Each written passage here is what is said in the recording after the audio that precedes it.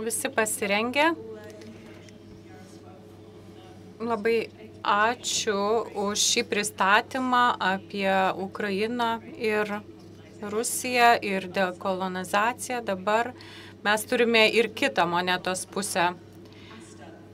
Aš dar noriu pradėti nuo prezidento patarėjos Astos, kuri paklausė, kodėl Rusija elgėsi taip, kaip ji elgėsi. Ir vakaruose sakoma, kad 1945 metais baigėsi Antras pasaulinis karas, čia 1943 metais, o Rusijoje atrodo jis niekada nesibaigė. Mūsų konferencijos ir mūsų diskusijos pavadinimas yra Rusija nuo pilkųjų atspalvių iki juodų ir baltų. Aš turiu du čia puikius specialistus, sovietizacijos ekspertus. Mes pradėsime nuo Niklaso Berto. Jis yra prancūzų istorikas, stalinizmo ir sovietinės valstybės smurto specialistas, mokslinių tyrimų direktorius, emeritas. Taip pat jis vadovauja NVO Memorial International. Aš manau, kad Emilija turėjo pirmą pradėti, tad dabar pristatysiu Emiliją Kustovą.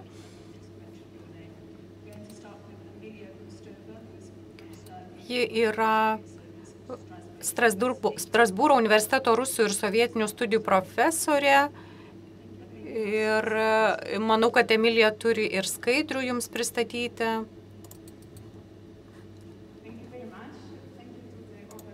Labai ačiū už pristatymą ir už pakvietimą. Man labai malonu čia būti. Man labai įdomu klausytis visų diskusijų ir pristatymų. Nuo šio ryto, kurias girdėjote, aš tikrai suprantu, kad jau dabar yra 5 valandos ir visi pavargę. Tai pabandysiu labai greitai prabėgti pro mano skaidres ir neprarasti jūsų dėmesio pakeliui. Taigi, aš kalbėsiu ir naudosiu tą pilkos spalvos atspalvių metaforą, nors aš manau, kad ji verta diskusijų. Aš nežinau, ar visi mes vienodai suprantame tą metaforą. Aš ją naudosiu ir paaiškinsiu, kaip ją naudosiu. Kartais aš ją pakeisiu polifoniją ir paaiškinsiu jums.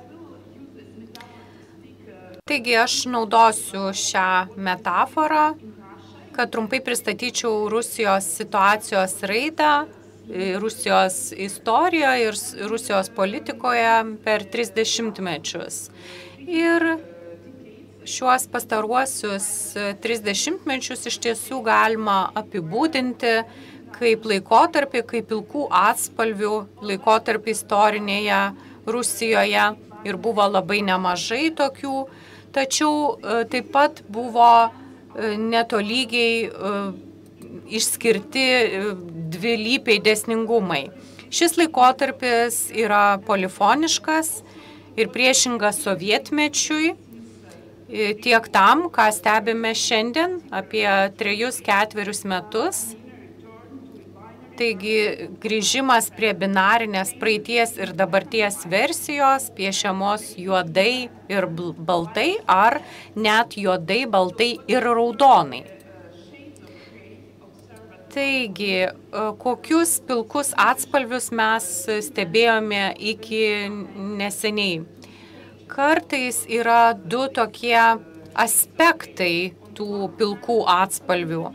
Viena vertus yra polifonija, kuri kilo 10-ame dešimtmetyje po sovietų naratyvo ir prieš jį. Ir kita vertus buvo toks polinkis į sinkretizmą ir dviprasmiškumą Putino istorijos aiškinime. Aš nemanau, kad reikia čia Vilniuje priminti, kaip svarbu buvo atrasti slaptas istorijos detalės ir uždraustas sovietinio archyvo tiesas, taip pat kvestionuoti sovietinį istorinį, kad tarsi perestroikos laikotarpiu buvo mestas iššūkis sovietiniam režimui. Rusijoje, kaip ir komunistinėme režime ar pasaulyje, juodai baltos schemos buvo kvestionuojamos, o vėliau atmetamos. 10-ame dešimtmetyje Rusijos mokykliniuose vadovėliuose ir žiniasklaidose jas pakeitė nauji, sudėtingesni istoriniai pasakojimai.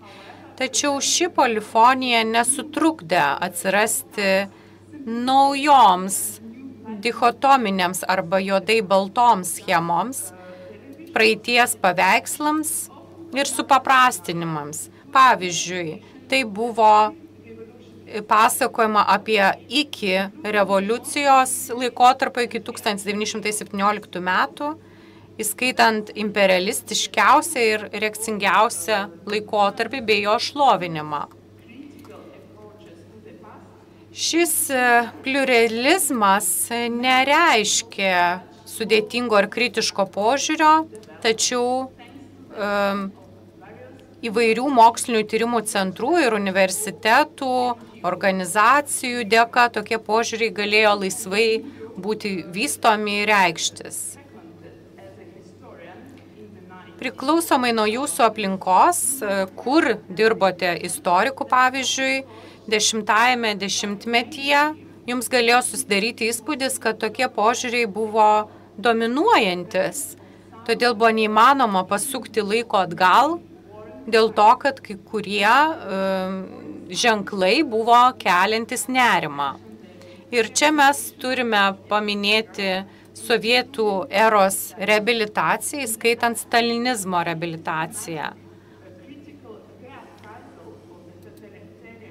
Nepaisant to, sovietų praeitis, kai kurių rusų, net ir daugelio rusų akise iškilo kaip nostalgija ir kaip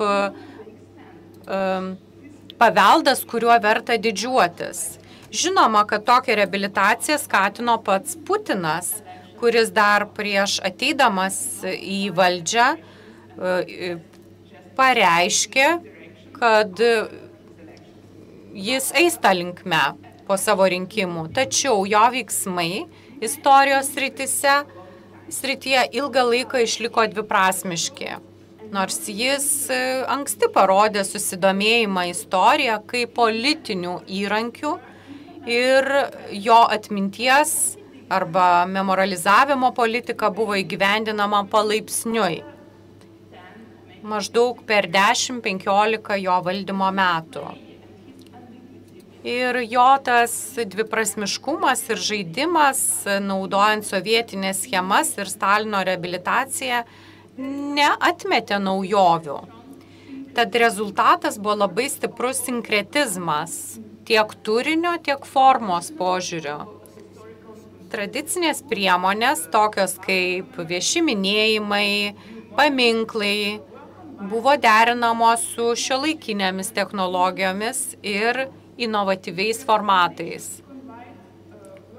Čia pateikiami pavyzdžiai tokių sinkretiškų atvaizdavimų, kur matome sovietinio naratyvo temas, pavyzdžiui, Antrojo pasaulinio karo pergalės dieną ir po 1991 metų pozityvi Rusijos imperijos vizija. Tokia prisiminimų mozaika rėmėsi labai selektyviu istorijos panaudojimu. Viskas buvo pravalyta, tarsi tam tikri elementai buvo atmesti. Ir taip revoliucijos, liaudės sukilimai ir kiti judėjimai buvo pasmerkti, o kita vertus komunizmas buvo pasmerktas, o stalinizmas buvo vertinamas labai dviprasmiškai.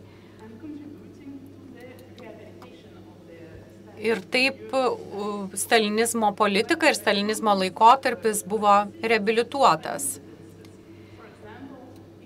Ir pavyzdžiui, 2015 metais Urale Maskvos valdžia perėmė muziejų, kuris buvo vienintelis nepriklausomas politinių represinių muziejų Gulago stovykloje ir jie jį sunaikino. Tačiau tais pačiais metais Maskvoje Gulago istorijos muziejus persikėlė į naują pastatą ir jame buvo įkurta nauja ekspozicija. Ir tą rėmė ne tik Maskvos savivaldybė, bet ir federalinė vyriausybė. Ir čia tokia šizofreninė situacija. O dar ryškesnis pavyzdys yra 2017 metų atvejis, kai buvo kalbama labai apie daug memorialų. Maskvoje buvo atidengti 2 nauji biustai, vienas Stalinui, o po 2 mėnesių buvo atidengta siena, liūdesio siena, kuri yra skirta politinių represijų aukoms. Taigi toks eklektiškas požiūris atvėrė duris naujiems vakarų pavyzdžiams. Pavyzdžiui, 12 metais buvo atidarytas Holokausto memorialinis muziejus, įskaitant žydų istoriją. Ir tai yra tik tai vienas pavyzdys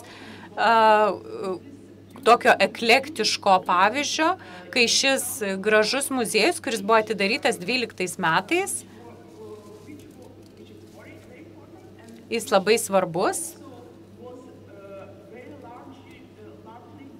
bet jis buvo kartu labai naudotas Putino, kuris jį naudojo kaip instrumentą ir jis labai dažnai pasirodydavo šiame muziejuje netgi ir su įvairiomis asmenybėmis žinomomis ir mes galime padaryti išvadą, kad tai taip pat buvo jo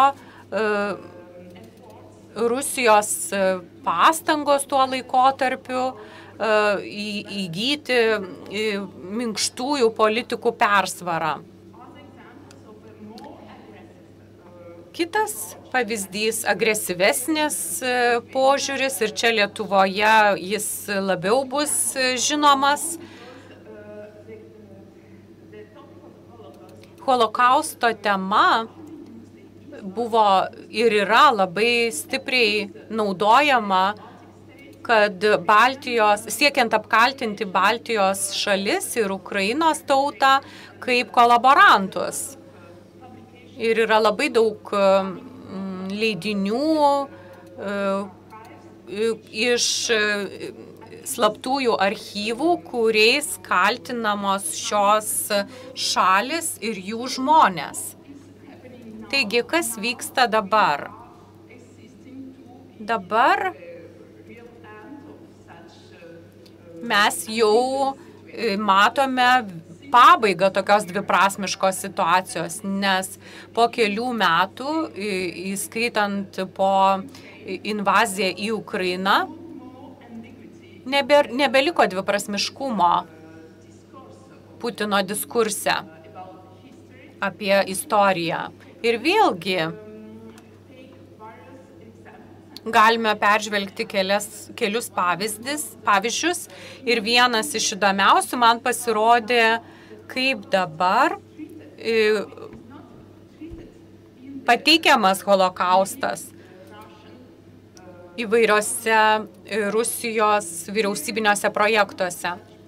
Ir čia yra vienas iš tokių projektų, jis yra labai populiarinamas ir jeigu jūs paieškosite šioje svetainėje, sukurtoje 2022 metais ir įvesite paieškos žodžius kaip Aušvicas arba Ošvencim Jūs rasite kelis pavyzdžius, tačiau atrasite, bet man taip pat tai buvo šokas. Aš nesitikėjau to, kad 22 metais taip gali būti.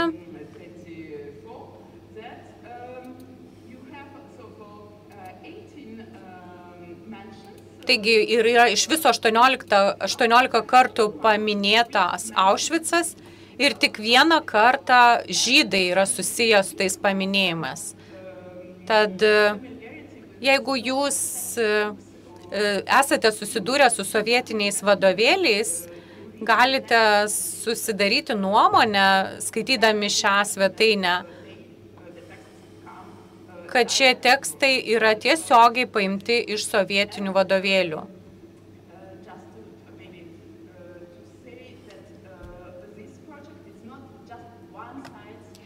Šis projektas yra tik tai vienas iš daugelio tūkstančių. Šiam projektui vadovauja istorikė kabutėse, kuri yra viena iš populiariojo fronto vadovių ir to fronto prezidentas yra Putinas. Taigi, jinai yra viena iš Putino vadovaujamų istorinių marionečių.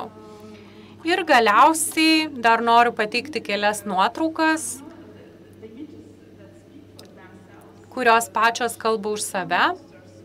Tai yra plakatai, kuriuos paskelbė Rusijos gynybos ministerija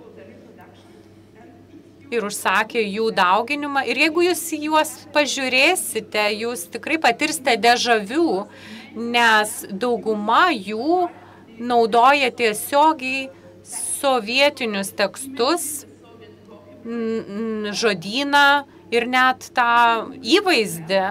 Pažiūrėję juos, mes galime pasakyti, kad jie praktiškai identiški, tik tai juodai balti arba juodai raudoni.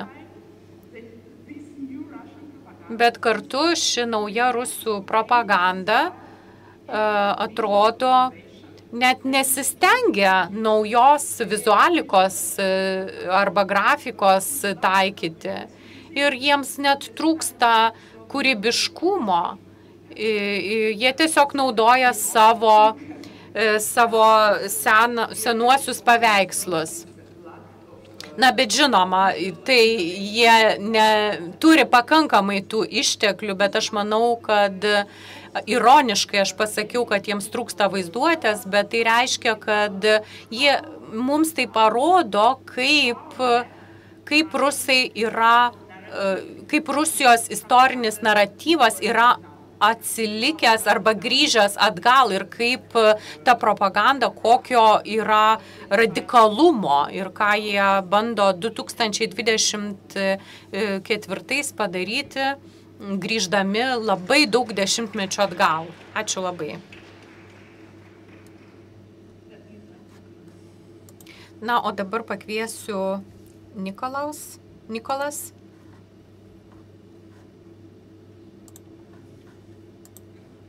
Labai.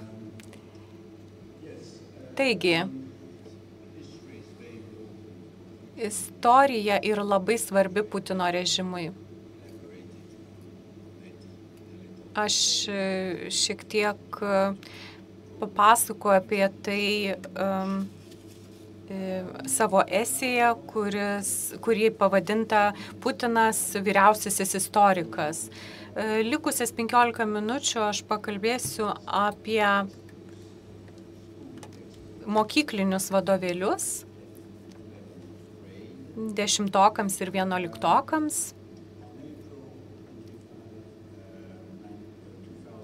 2013 metų balandžio 25 dieną, kalbėdamas Rusijos istorikų draugijai, Vladimiras Putinas teigia, kad nėra normalu, kad naudojamos 65 vadovėliai Ir visi vadovėliai turi pasakoti vienodą perspektyvą ir oficialų požiūrį.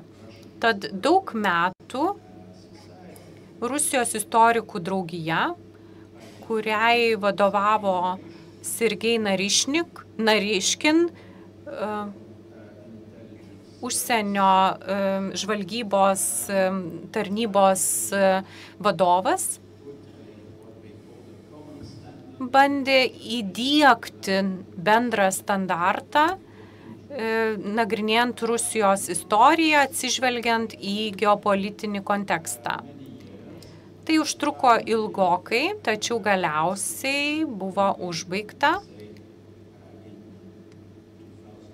apie 2022-2023 metus. Ir dabar galiausiai jau jie turi vadovėlį ir jis buvo patikėtas Rusijos kultūros ministrui Medinskiui, kuris žinomas istorijos revizavimu. 2022-2023 metų moksleiviai gavo naujus vadovėlius, tai buvo 2 tomai, labai storos knygos. Pirmasis tomas buvo skirtas 10-okams ir apima Rusijos istoriją nuo 1914 iki 1945. Na ir kitas tomas yra 11-okams skirtas nuo 1945 iki 2023 metų. Pakalbėkime apie pirmąjį vadovėlį. Jo trečdalis yra skirtas iki 1914-1922 metams ir pirmasis skyrius apie didįjį tėvynės karą rašo, kad Rusija suvaidino didžiulį vaidmenį nugalėdama Vokietiją kare. Nei vieno žodžio nėra paminėta apie vakarų sąjungininkus ir apie mūšius. Kiti 100 puslapių pasakoja apie Rusijos revoliucijas ir pilietinį karą ir iš karto paaiškinama, kad 1917 metų didžioji spalio revoliucija nebetaikoma ir ta revoliucija nebuvo nei didžioji, nei socialistinė. Tai buvo visiška katastrofa. Ir nei baltieji, nei raudonieji nelaimėjo to karo, bet jie buvo intervencijų kėlėjai, kurių tikslas buvo susilpninti Rusiją. Na, o pilietinis karas buvo tiesiog nacionalinė tragedija, kurią sukėlė užsieniečiai. 150 puslapių skirti 3 ir 4 dešimtmečiui ir jie labai kritikuoja Leniną, ypač nacionalinį pilietybės politiką 24 metų konstitucijoje. Ten buvo parašyta, kad mintis atskirų respublikų palikti Sovietų sąjungą buvo visiška tragedija. Pagalvokite, ką mūsų kolega prieš tai kalbėjo savo pristatyme. Ir čia yra citata iš Putino straipsnio apie istorinę rusų ir ukrainiečių vienybę. 4 dešimtmetis yra visiškai sutampantis su sovietiniais vadovėliais, garbinamas pramoninis augimas, gyvenimo gerėjimas ir tarybinis žmogus pristatomas kaip naujas žmogus. Gulagas paminimos tik tai keletą kartų, 6 maždaug eilutės tekste Ir jūs turite žinoti, kad 10-ojo dešimtmečio ir 9-ojo dešimtmečio vadovėliuose buvo bent 10-15 puslapių kalbama apie gulagą. Taigi, gulagas minimas skyriuje apie industrializaciją, vos kelios eilutės. 1929 metais vyriausybė nusprendė panaudoti kalinių darbo jėgą ir buvo įkurtas gulagas ir jame buvo galima eksploatuoti išteklius arba išnaudoti tolimųjų regionų išteklius. Ši darbo jėga taip pat prisidėjo prie Baltijos ir Juodosios jūros kanalo bei Volgos kanalo. Ir gulaga daugiau neminima šiame vadovėlyje, nei kitame tome. Išskyrus 2 ar 3 sakinius, kur jie minimi po Stalino mirties. Nedaugiau kaip 10 eilučių šiuose storose vadovėliuose kalbama apie 1931-37 metų badą,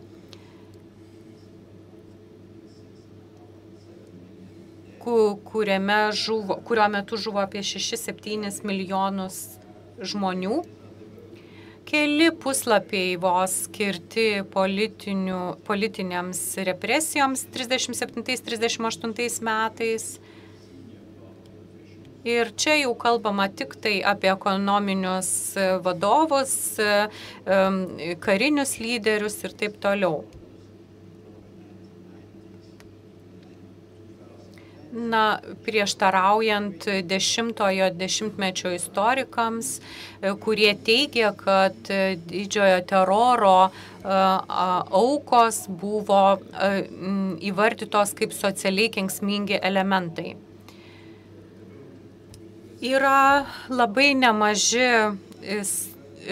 straipsniai skyriai apie sovietų politiką 4-ajame dešimtmetyje ir smerkiamas Miuncheno paktas, kuris sako, kad atvėrė duris Antrajam pasauliniam karui. Pagal sovietinius vadovėlius 39 metų invazija į Lenkiją buvo apibūdinama kaip kampanija siekiant išlaisvinti Ukrainos ir Baltarusijos tautas nuo Lenkų okupacijos. Kartu Baltijos šalių aneksacija buvo pavadinama kaip inkorporacijos prašymas, po kurio sekė laisvi rinkimai Lietuvoje, Latvijoje ir Estijoje, norint prisijungti prie Sovietų Sąjungos. Dar yra kalbama apie didžiojo karo istoriją, didžiojo tėvynės karo istoriją. Karinės operacijos aprašomos labai smulkiai ir detaliai, kelis šimtus puslapių tęsiasi tie ditirambai nuo 1941 iki 1945 metų. Nekalbame apie Stalino atsakomybę, tačiau kalbama apie karinių vadovų atsisakymą priimti kažkokiu tai ženklų, kad jie rimtai į tai nepažiūrėjo ir nesiėmė jokių manevrų ir padarė taktinių klaidų. Kiti antrojo pasaulinio karo frontai net neminimi vadovėliuose. Porą eilučių minima apie kultūrinį arba tautinį valymą prieš Romų ir žydų tautas. Babin Jaras Kyjive minimas kaip žydų naikinimo metodas, o netoli Minsko esančio kaimo buvo sudegintas kaimas nacių, Kaminta, tas kaimas, Katunka, ir tai buvo minima kaip Rusijos civilių genocidas.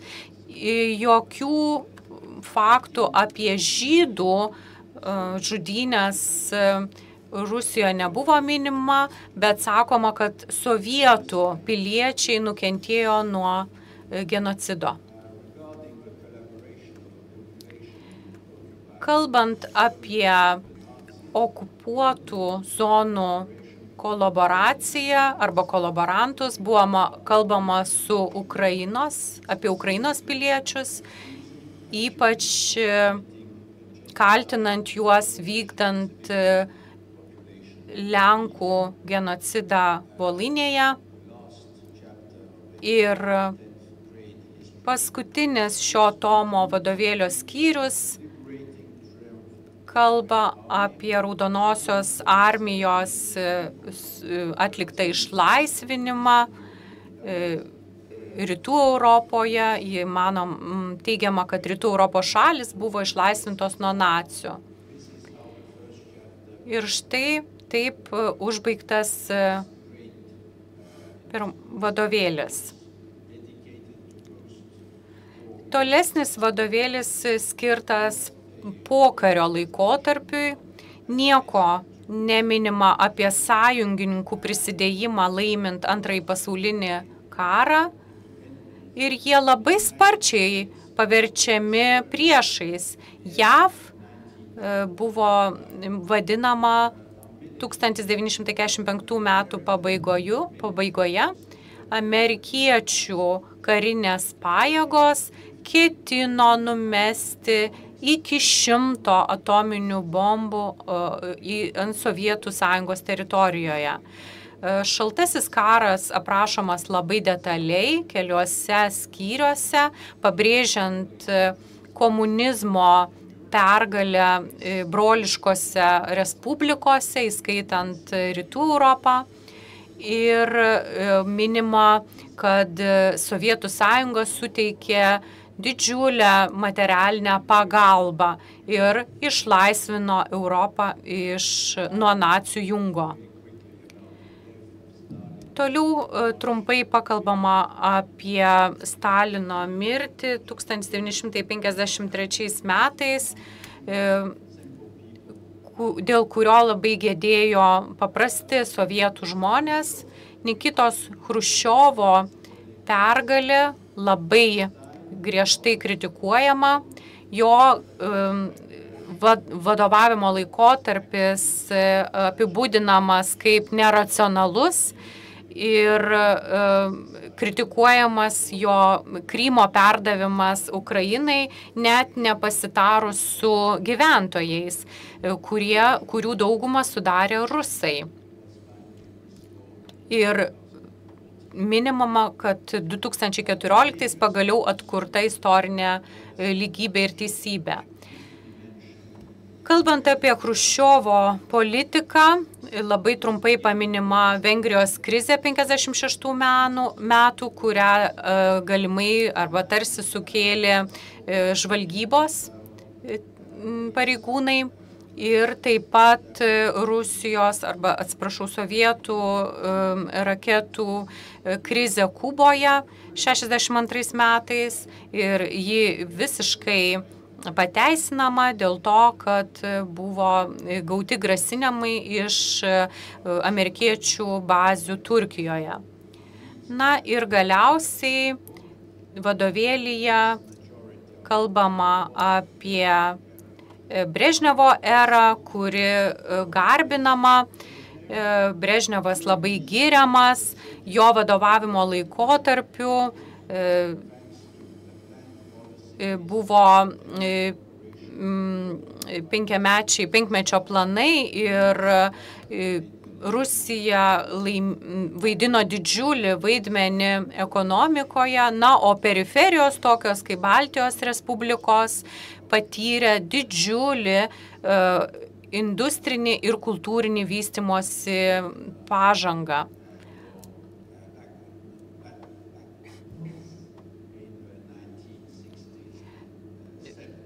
Na, o dabar pereisiu prie 7 ir 8 dešimtmečio, palyginti su Brežnevo erija. Gorbačiovo vadovavimo laikotarpis labai kritikuojamas. Sakoma, kad Gorbačiovo reformos nesuteikė arba nepasiekė jokių teigiamų rezultatų. Na, o vadovų tuometinių kvalifikacijos trūkumas, nekompetencija sukėlė didžiulius ekonominius nuostolius ir katastrofą. Tokių politinių sprendimų pasekmės buvo labai sunkios sovietų visuomeniai. Ir sovietų žmonės neturi jokio imuniteto prieš šią manipuliaciją.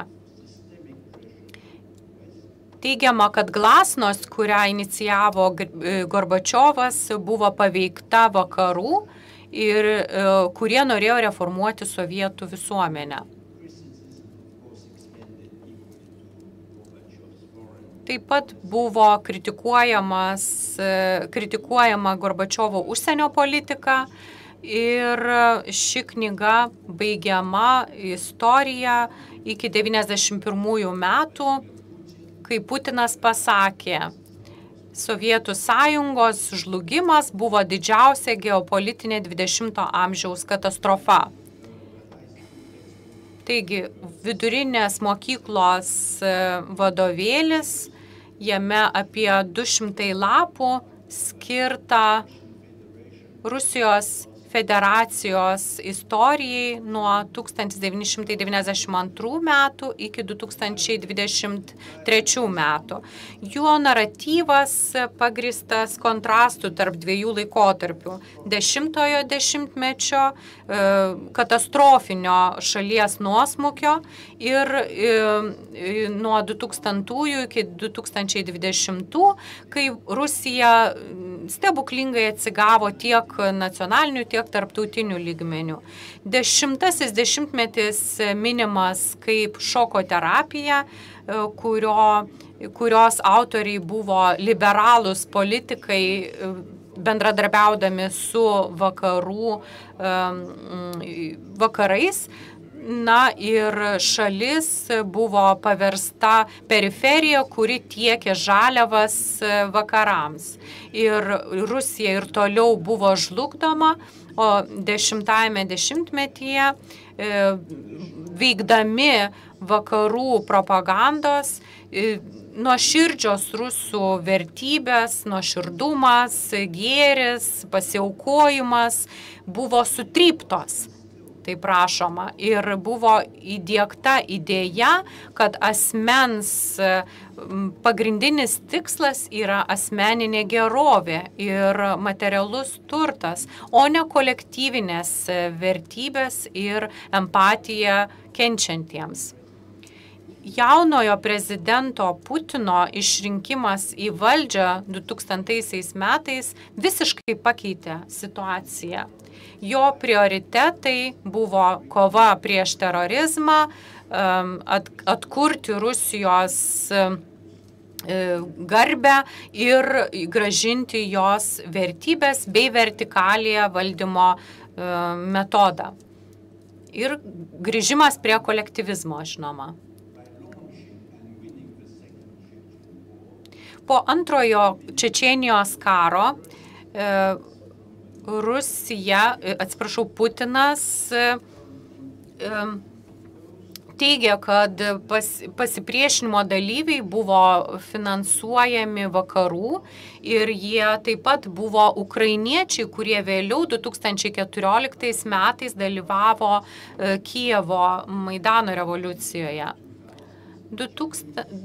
Pirmajame šio amžiaus dešimtmetyje Putinas sako, kad Rusija atgimė. Kristaus katedra tapo Rusijos dvasinio atgimimo simboliu.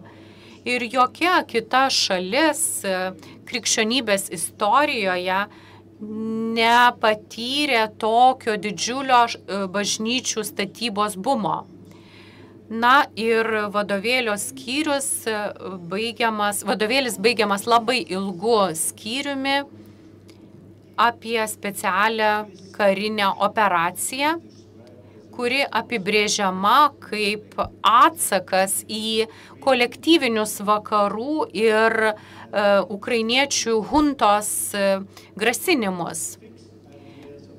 Citata, ši kolektyvinių vakarų pastangų tikslas yra destabilizuoti Rusiją ir įtraukti Rusiją į labai svarbius ir sudėtingus konfliktus ir susilpninti Rusiją. Pirmoji antirusinė torpeda buvo paleista vakarų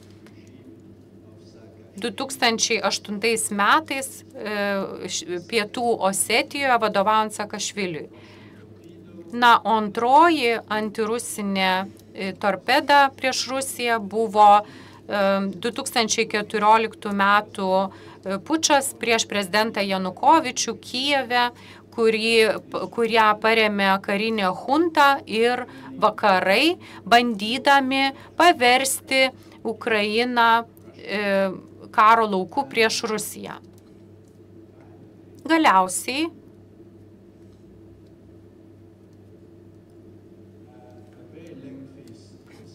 labai ilgas skyrius mokiniams pasakoja, kas yra Ukrainos neonacizmas. Ukrainos neonacizmas nėra Vokietijos nacių atmaina. Tai yra visiškai naujas reiškinys, kuriam būdingas lingvistinis, kultūrinis ir nacionalinis tendencijos, kai mažuma sukyla prieš daugumą. Rusijos kultūra ne tik buvo uždrausta, bet buvo priešiška ir vadinama okupantų kultūra. Ir dabar vakarų ukrainiečiai bando priversti žmonės vartoti jų dialektą vietoj rusų kalbos. Specialiosios karinės operacijos tikslas buvo atkurti Rusijos valdžią ir atgrasyti vakarus, kuri bando pasmaugti Rusiją sankcijomis. Ir vadovėlyje yra apie 50 specialiosios karinės operacijos didvyrių nuotraukų, kurie žuvo mūšyje. Paskutiniai sakiniai skamba taip: šie didvyriai nuolat gyvens tarp mūsų. Jų vardai ir jų žygdarbiai įrašyti ilgame mūsų didvyrių sąraše, mūsų didžiosios Rusijos nacionalinės istorijos puslapiuose. Taip visada buvo, yra ir bus amžinai.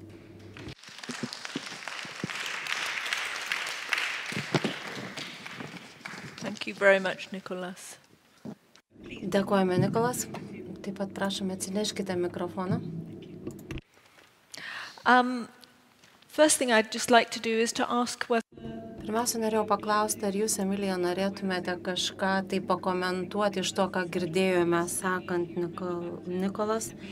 Ir atvirkščiai, gal norėtumėte kažką ir turėtumėte viens kitam pasakyti.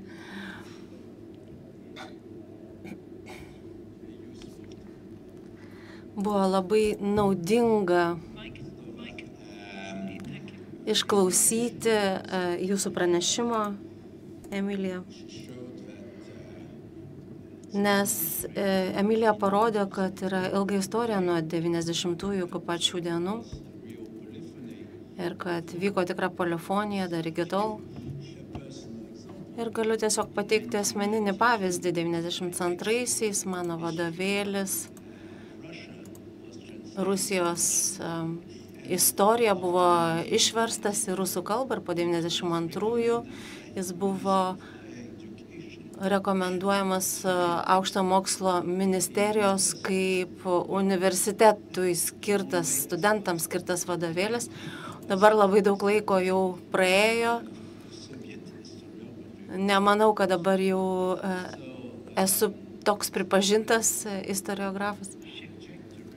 Tai iš tikrųjų labai ypatinga įvykių trajektorija, bet galima saugiai pasakyti, kad tais laikais buvo viskas kitaip nei dabar, kai Memorial buvo uždraustas ir Memorial uždraudimas, tai yra nevyriausybinės organizacijos uždraudimas, buvo tarsi įžanga į karą.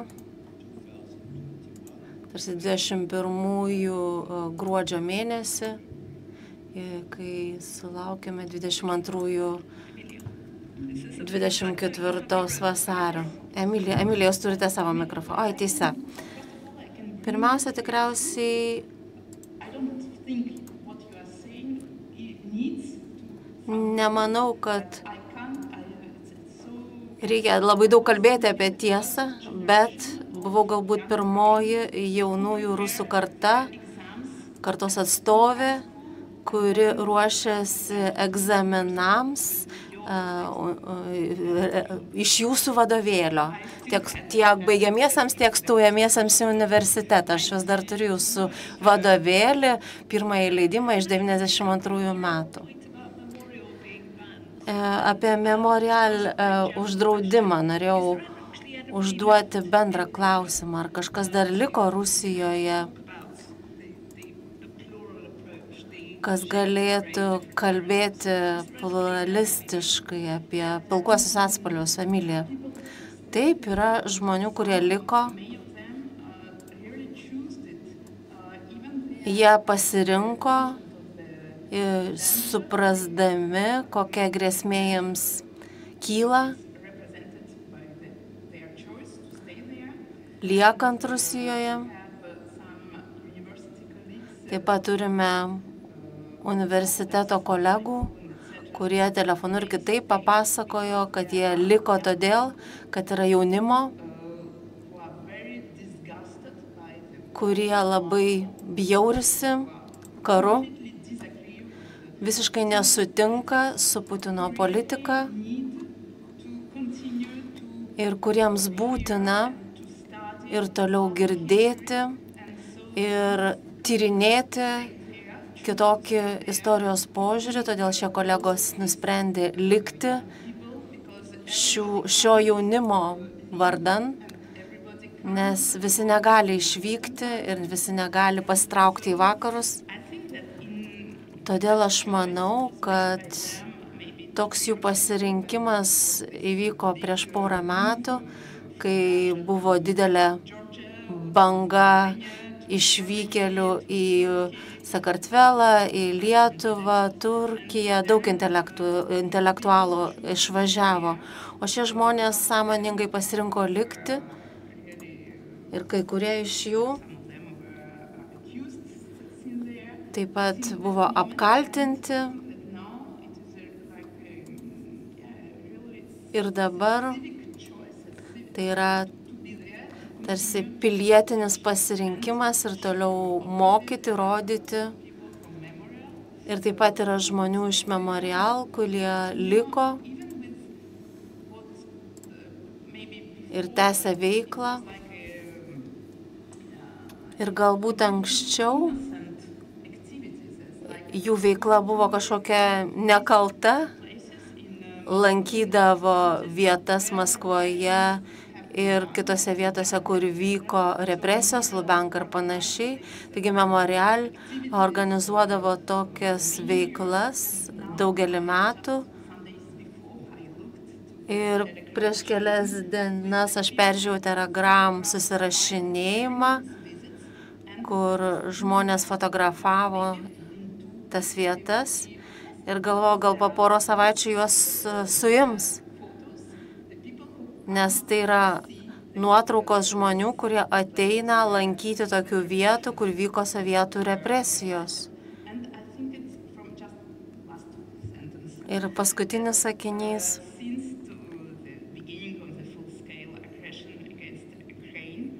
Nuo Rusijos karo Ukrainoje pradžios atsirado naujas ryšys tarp Putino dabarties ir Stalino praeities. Ir galbūt tai yra ryšys, kurio mes nepastebėjome anksčiau, iki 90-aisiais, 2000-aisiais, tais dešimtmečiais. Ir istorija nebuvo kažkuo įdomesnė 2000 metais. Ir net rusų intelektualai nesuvokė tuo metu, kokia aktuali buvo istorija ir koks svarbus buvo šis ryšys, kuris daromas dabar, bet dabar jau vėlu, tam, kad galėtume kažką pakeisti, kalbant apie karą, Rusijos karą Ukrainoje. Nikolas, o kaip Jūs manote? Jūs tikriausiai turėjote nemažai galimybių pabendrauti su disidentais iš Sovietų Sąjungos. Ar yra kažkokių pamokų, kurias galėtume išmokti iš žmonių, kurie išliko Rusijoje ir kaip veikti disidentų veikloje? Taip, senoji Memorial karta dažniausiai yra disidentų vaikai. Daniel, pavyzdžiui.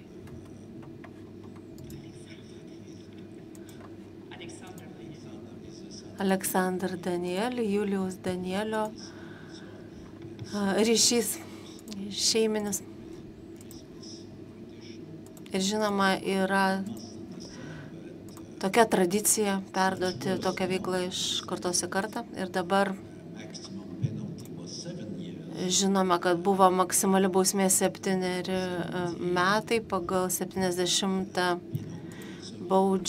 Sovietų Sąjungos baudžiamąjį straipsnį. Dabar Karamurza gavė 25 metus ir kiti gavo 15-18 metų laisvės atėmimo.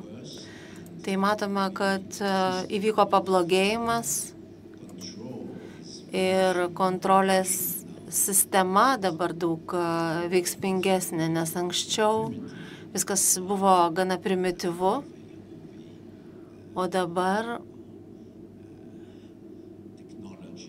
turint tokias technologijas, privalome suprasti, kad neseniai mes turėjome atvejį su kolega iš Memorial. Jis dar nėra nuteistas, tačiau buvo perimtas elektroninio pašto susirašinėjimas ir jis buvo sulaikytas dėl susirašinėjimo su kitais Memorial nariais, kurie buvo tuo metu ne Rusijoje. Taigi yra Rusijos Memorial, bet jie veikia pogrindyje, bet jiems tikrai yra nelengva. Turime laiko vienam klausimui. Gal turime mikrofoną, kurį galėtume perduoti jį? Prisistatykite, prašom. Ačiū labai. Esu Mariana Seminiak, dirbo Atviros Lietuvos fonde, esu ukrainietė, buvo labai įdomu paklausyti jūsų pranešimų ir galbūt keli dalykai, kuriuos prisiminiau, paskutinę Emilijos skaidrę, dabartinę Rusiją ir Putino strategiją, ir aš šypsausi, nes buvo čia net nuostabu, kad rusai bahatyrius naudoja tokiu būdu. Ir kalbant apie Nikolą, mano refleksija buvo pamąstymas, kad o viešpatė tai tarsi nauja rusų karta ruošiama kaip 39-aisiais dominuoti kitas tautas. Taigi koks bus rezultatas parangus šitaip mokinius, kurie vadovausis šiais vadovėliais. Jie negebės mąstyti kritiškai, nebus opozicijos atstovai, kasgi bus ateityje. Ir taip pat norėjau pakalbėti dar vieną dalyką, papasakoti, kad karo pradžioje dalyvavau konferencijoje Romoje ir diskutavo aš, baltarusės moteris ir liberalus atstovai iš Rusijos. Ir ji tarsi kalbėjo apie liberalius dalykus, tačiau ji pasakė, mes turime bendrą bruožą, mus draugė subūrė faktas, kad mes esame prieš Putiną. Ir kai jie manęs paklausė, aš sakau, ne, mes kovojame ne su pačiu Putinu, o su Rusijos imperializmu bendraja prasme. Todėl klausimas mano būtų, kokio masto yra diskusija tarp rusų opozicijos, liberalų, kritinių mąstytojų, kad Rusija būtų vėl maža, kad taptų Rusija vėl maža. Turime tik 2 minutės dėja.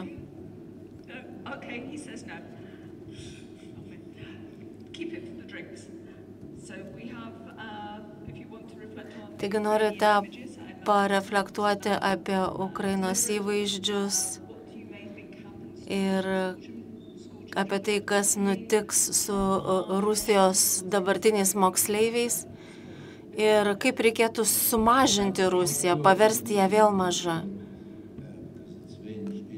Tai iš tikrųjų labai įdomus klausimas ir praktiškai neturiu laiko jam, bet noriu tiesiog pacituoti vieną rusų emigrantą, vertėją Andrei Markovič, ir jis parašė nuostabią knygelę. O jeigu Ukraina išgelbėtų Rusiją? Tai buvo būtent tokia idėja, kad turime įveikti Rusiją ir tokiu būdu išgelbėti Rusiją kažkuria prasme.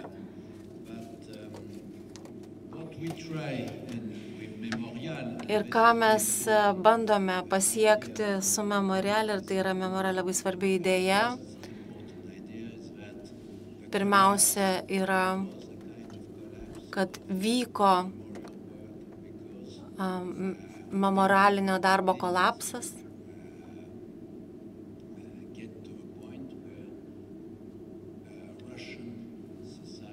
Ir mes nepasiekėme, kad Rusijos visuomenė